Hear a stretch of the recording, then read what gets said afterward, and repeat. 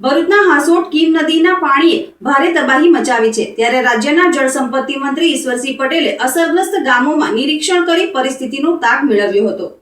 ભરૂચ જિલ્લાના હાસોટ પંથકમાં કીમ નદીમાં આવેલા પૂરના કારણે અનેક ગામોમાં ભારે નુકસાન સર્જાયું છે।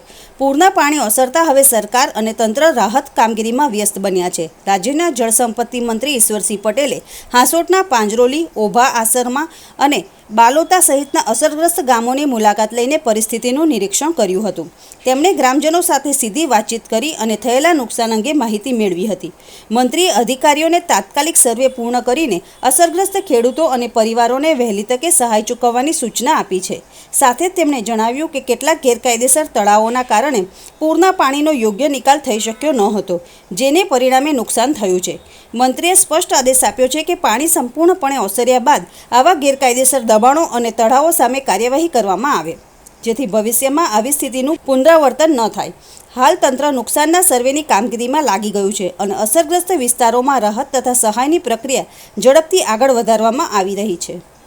કીમ નદીમાં 24 જુલાઈના રોજ પણ આ જ રીતે પાણી આવવાને કારણે વધારે વરસાદ પડવાને કારણે ઓભા, આસરમાં, પાંજરોલી 3 ગામ ઇફેક્ટેડ હતા। ફરી પાછું જ્યારે આજે એટલે કે 1 વીક પછી ફરી ત્યાં વધુ વરસાદ પડવાને કારણે પાણી જે આવ્યું છે ને એ પાણીને કારણે ઓભા, આસરમાં, પાંજરોલી અને પ્લસ બાલોતા ગામની અંદર પણ લગભગ 75થી વધારે ઘરોની અંદર પાણી ઘૂસ્યા છે કે જે કીમ ખાડીનું પાણી બેક મારીને આ ગામની અંદર વર્ષોથી પાણી આવતું નથી, પરંતુ આ દબાણો મચ્છી તળાવના દબાણો થવાને કારણે આ ગામની અંદર પાણી ભરાયું છે।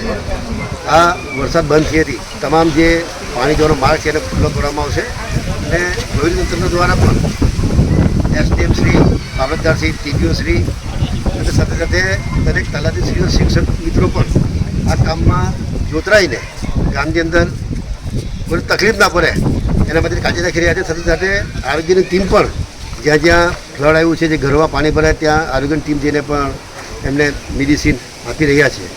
જે રીતે આસરમાં ગામની અંદર ત્યાં પાણી હોવાને કારણે જમવાની વ્યવસ્થા બોટની અંદર ખાવાનું બનાવીને બોટની અંદર પીવાનું પાણી અને જમવાનું ત્યાં પહોંચાડવામાં આવી રહ્યું છે। ત્યારે તંત્ર પણ એલર્ટ થઈને એનડીઆરએફની ટીમ, એસડીઆરએફની ટીમ આ ટીમો પણ તાલુકામાં મૂકવામાં આવી છે, જેથી કરીને કોઈ અનિચ્છનીય બનાવ ન બને એનું ખાસ ધ્યાન રાખ્યું છે। સાહોલથી કોસંબા જે મેઇન રોડ છે એ મેઇન રોડ પર પણ લગભગ 4 થી 5 ફૂટ પાણી આવી ગયા છે અને ધીરે ધીરે હવે પાણી ઉતરી રહ્યા છે। આવતીકાલ સુધીમાં સામાન્ય થઈ જશે આ પાણી ઉતરવાને કારણે, પરંતુ જે નુકસાન થયું છે ખરેખર ખૂબ નુકસાન થયું છે। સાથે પરવરના માંડવાઓ હોય, તુરિયાના માંડવાઓ હોય, ભીંડા હોય અને શાકભાજી પણ, તમામ શાકભાજી પણ નષ્ટ પામ્યું છે। ખેડૂતોને પણ ખૂબ નુકસાન થયું છે।